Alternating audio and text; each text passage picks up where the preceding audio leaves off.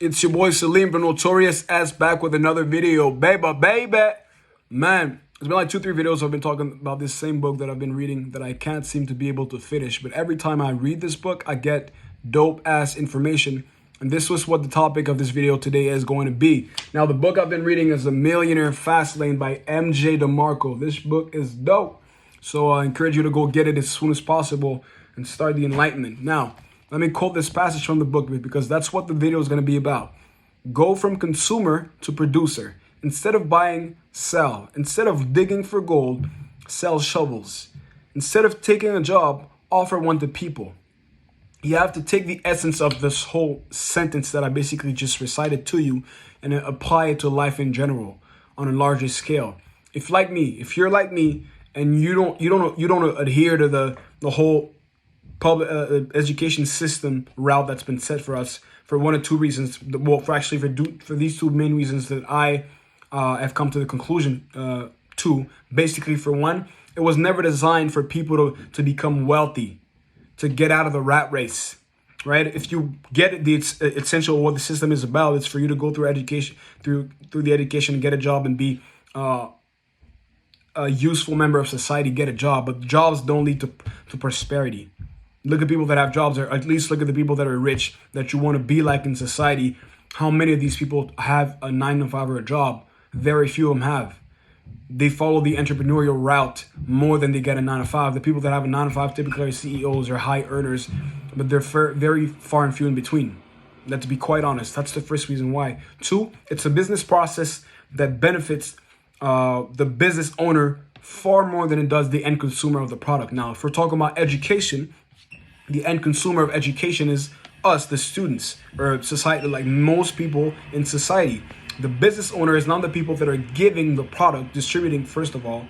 It's the people behind the business that actually own the business. Now, if we're talking about the people that own the higher education establishments or education establishments, typically, it's either one of two: the government or private owners or private investors, because a lot of these institutions, the school, universities, CEGEP, depending on where you are, they're publicly accessible but privately owned, meaning people putting their money down in order to make it work so that all the proceeds are divided equally between the investors, based on how much they've invested. But bro, you're going through the whole process, right? And it's like becoming like that more and more, where we're going to get lost along the way. Once you get back past college, go to university, a lot of us, and I don't know if they're actually betting on the fact that we don't know what the hell we want to do with our lives, but we're going to get stuck at some point, still paying tuition, which I've been looking for the statistics of tuition and how much they've risen since like the past 60 years, I believe, since like 1987. And depending on what institution, some of them have risen like 217%, 129%. And they manufacture books that they sell you. Not only do you pay tuition for every session, for every year, but you also pay for books that they'll manufacture for $1 and sell to you for like $100, $200, depending on what book. So they're making money constantly off of the backs of a lot of people to get to an outcome that doesn't benefit them ultimately. Because you'll be able to make a living, but not a fortune. That's my vision. You don't have to adhere to it. But that's the reason why I don't mess with it. But we're going to be done complaining about the fact, because that's been a conversation that people have been talking about for a long time, about the fact that the school system, education system is obsolete. And in our generation, we no longer want to do that. Now, the sentence I recited in the beginning is kind of a solution. Okay, how do I have to flip my mindset to adapt to the new world order, to the new society we live in, to be able to thrive? To think about moving from the employee mindset and instilling myself into the entrepreneurship mindset. Instead of digging for gold, I'm going to start selling shovels. Instead of looking for a job, start to offer a job. And in my way, the way that I'm doing it right now is YouTube. I've been a consumer on that platform, right? Go from a consumer to a producer for years, since I was like 11 or 12, watching videos, but then making the switch from from a consumer to a producer. Now, this is a specific way to do it, because in YouTube, well, first of all, you have to have some kind of knowledge or life experience to be able to provide to the public. And it's a way where you don't automatically get paid, because you provide knowledge, you provide how could I say this, value to the marketplace up front, and then you get paid later once people have established that you truly are valuable.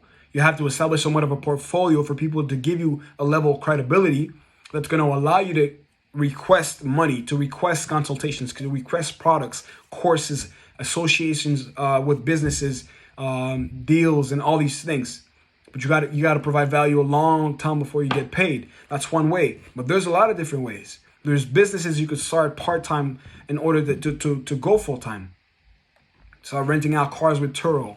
You can start, I know people that do tutoring classes. That you start with yourself, but then you could build actually a whole team. You could have your own little company of tutoring, because we're in an economy where a lot of people don't like school, but people still want to perform in school. But if they don't listen in class, then there's a demand, and you could fill the gap of that demand by providing services, which is helping them understanding math, science, French, English, and all these different disciplines in school. And if you want to be an entrepreneur, your goal is to find a solution to a problem. But it's to light the match that's going to spark the match that's going to light up your brain and start thinking about this.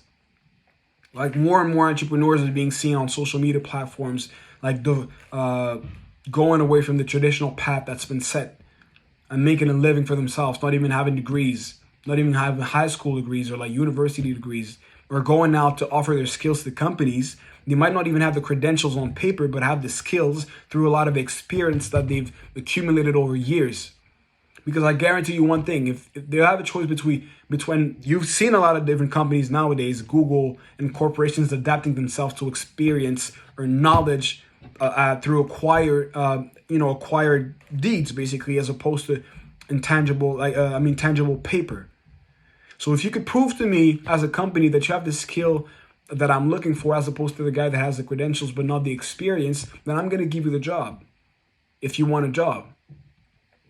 So you can let the company establish your value, or you can go out into the world and fight to have the value that you want. And that's why, you should strive to do.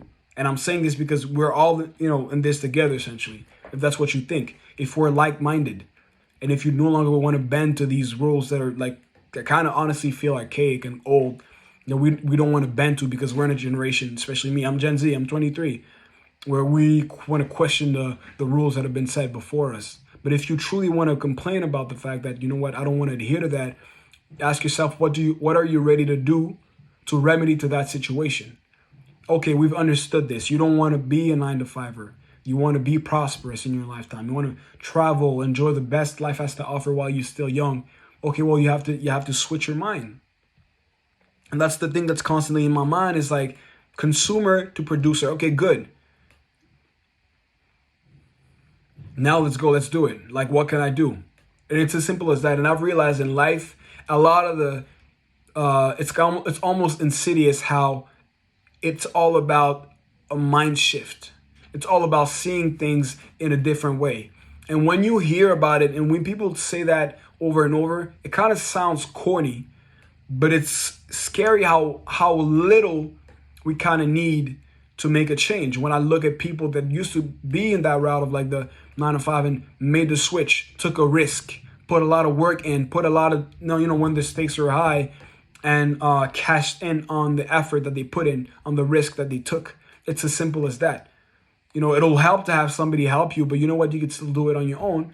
Maybe not recommended if you have access to help, but it's better than nothing.